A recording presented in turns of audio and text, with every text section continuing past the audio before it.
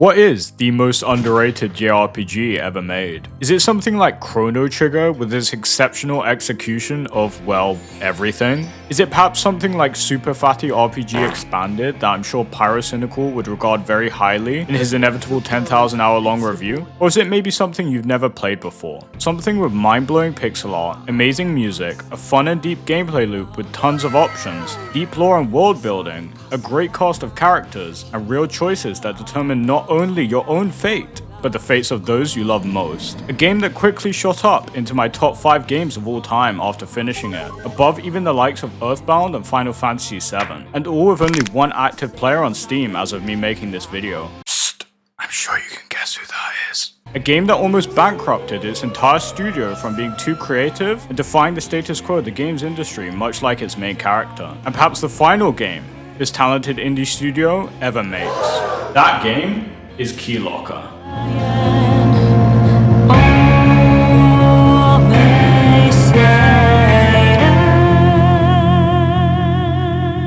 Keylocker is a cyberpunk indie rhythm JRPG similar to games like Super Mario RPG, carefully put together by the visionary developers over at Moon Nana Studios, and if you haven't heard of them before, that's totally okay. That's why I'm here, to ensure you're all up to date on the latest and greatest games, kiddo. Their previous offerings, while also amazing, didn't quite captivate me the same way Keylocker has, even though they have a much larger fan following surrounding them. Ooh, aren't I special? When you first start Keylocker, you're launched straight into this stunning, colorful, but simultaneously depressing world, almost like excitedly ripping open a pack of Skittles, only to be hit with the dreaded post-chowdown thought of diabetes. And this is where we are introduced to our main character, I mean Bobo, an android coincidentally created for the sole purpose of making music in a world where music is completely outlawed.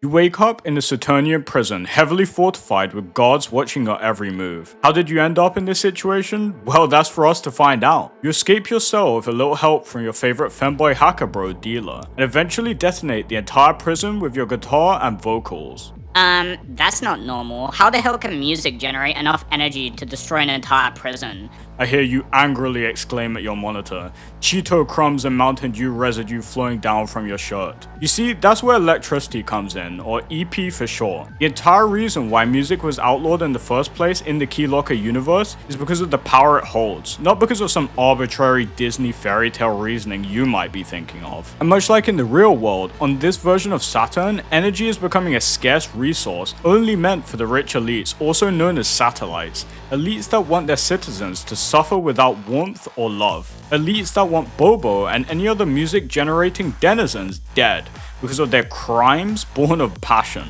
We'll get more into who those elites are later in the video, but I'm sure a lot of this sounds eerily familiar to anyone living in this modern world of 2025 where capitalism has truly gone mad and turned its back on 90% of humankind. After this shock to the system, or I guess you call it a blast to the system, Bobo eventually finds herself in her home city, aptly named the Junkyard Zone, after once again coincidentally, God, this girl is the queen of coincidences, falling on a jukebot, basically a walking talking jukebox in the Keylocker world, and narrowly avoiding death once again. This jukebot is given the name Rocket by Bobo as she hopes it will skyrocket her band to stardom, and I'm sure you can guess just how important robots that can effortlessly create music and therefore energy without even the need to sing or play instruments is in a world where energy is like diamonds in Minecraft. You then traverse the rest of this small junkyard city to once again run into everybody's favorite storm that is approaching, Dealer, and Bobo's twin brother, also known as Doppelganger in the Keylocker universe. He's a well-regarded hacker in the Junkyard Zone, and even beyond, and much like Rocket, ends up becoming a semi-permanent fixture in Bobo's crew of misfits. With one goal in mind, that is to help all their struggling friends find a way out of what is essentially electricity poverty, induced by the Saturnian government, the pair team up to fight off all kinds of crazy creatures ranging from metal-munching vultures to indoctrinated cone-headed policemen, and eventually make their way to a different part of the zone known as What's Alley, where they split up to look for different solutions. After encountering a strange woman named Ruhi, Bobo eventually makes her way to a vast desert with some banging music, might I add, after being instructed to do so by the woman in the hopes that it may have what she's looking for. And after once again fighting through hordes of strange enemies, though this time all by herself, Bobo comes face to face with a giant flying head known only as Mimas blocking her path. It is told by Ruhi that this head is what is known on Saturn as a Deva, and twin flame to the satellites. Of course, not long after, none other than Telesto, a satellite beams right down in front of Bobo and Mimas with two guards ready to make mincemeat out of anyone in their way. You know, there's been a lot of talk in this video about fighting so far, but have you been wondering what exactly that weird hexagonal combat that you've been seeing is?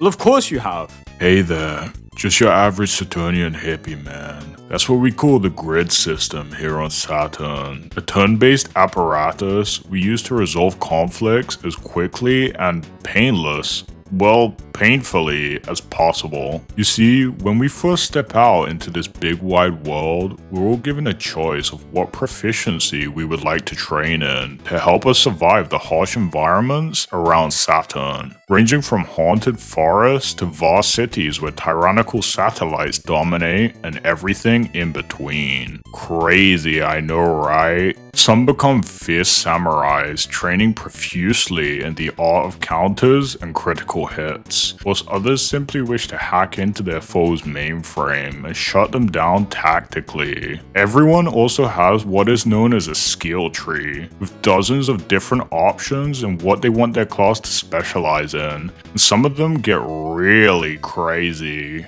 Of course, that's not all. I hope you didn't have too much trouble in your salsa classes, cause rhythm and timing is all but necessary for survival on this planet. When we get into a grid's conflict with another entity and we get attacked or attack, we must match our timing precisely to get maximum effect. Or for you plebs behind the screen, hit the A button at the right time. Some people hate it, some people love it, but me, I think it adds a whole nother layer of unpredictability and skill to the combat. And what's not to love about that? Well, will you look at that? Looks like the cops are after me once again, dude. I gotta bounce. Keep it radical, man. Where was I? Oh, well, while that stupid hippie was mouthing off, Bobo was kidnapped by Telesto and her minions, and now Dealer and Rocket must pick up the pieces as they track her down, ready for their toughest challenge yet. Together they enter a factory full of dangerous robots and eventually come face to face with Telesto herself and another unidentified satellite with purple hair. Bobo lying lifeless on the floor next to them. Blah blah blah. I'm not gonna spoil the entire game for you, I want you to enjoy it as it was intended after all, but I had to at least set the stage for just how bloody marvelous of a video game Keylocker is. Seriously, go buy it if you haven't already. You'll not only be experiencing a 10 out of 10 indie JRPG, but also supporting a developer who poured their heart out into something truly unique. Also, if you're enjoying the video so far, why not subscribe or even leave a comment on what review you want next? I know this cat thinks you should, and how will you live with yourself letting a cutie like that down? Now you may have found yourself getting attached to the characters I was recounting experiences from earlier, but trust me, that is absolutely nothing compared to the full story this game has to tell you. There are 4 wildly different endings in total, and some of them will make you absolutely bawl your eyes out at what unfolds. And trust me, I've played some emotional games in my day, but this one just hits different. The characters and storytelling in this game, as written by Nana herself, the head of Moon Nana Studios, is absolutely stellar, and I can assure you, you will not hesitate to replay Keylocker multiple times just to see different outcomes. I mean, it's not like the game lacks replayability with its multitude of different classes that then get layered on top of 4 additional classes for each party member later in the game, adding an entire new skill tree, each of which has dozens of nodes to spec into and tons of synergies. I mean, this ain't the Binding of Isaac, but it's pretty darn good. The lore?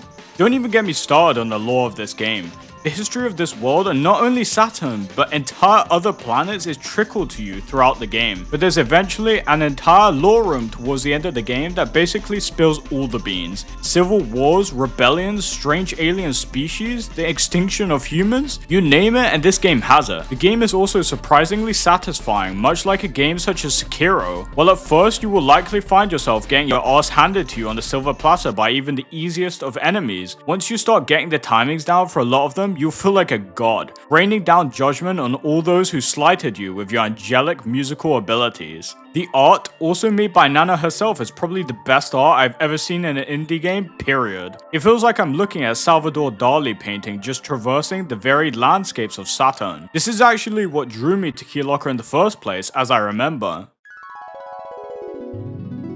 I opened Twitter one evening, I meant the very gates of hell itself, and browsed a bit, trying to find some new interesting games to look at. And what do you know? A quirky little game popped straight into my feed. A game with bright, vivid colors, not quite like anything else I've ever seen before. Perhaps inspired by one of my favorite anime ever made. That's when I knew this was going to be a banger. And as if all that wasn't already enough of a reason to sink your snaggly little teeth into this voluptuous meal, the music composed by Electro Bear will blow your socks off harder than a hooker in Amsterdam. Let me tell you, those hookers sure do go crazy. I mean, who would have guessed? The music and the music-based rhythm JRPG is amazing? Holy moly! The range is absolutely mind-blowing, from soft acoustic tracks that perfectly encapsulate a somber atmosphere to punchy, in-your-face compositions that hype you up and get your blood pumping like you're about to be in a Ziz video, brah. And then there's the Elden Ring tracks that made me want to pull out a sword and start roaming the fields of Limgrave again. Seriously, I do not know how this dude is not more widely recognized as one of the best composers in all of video game music, up there with the likes of Toby Fox, because his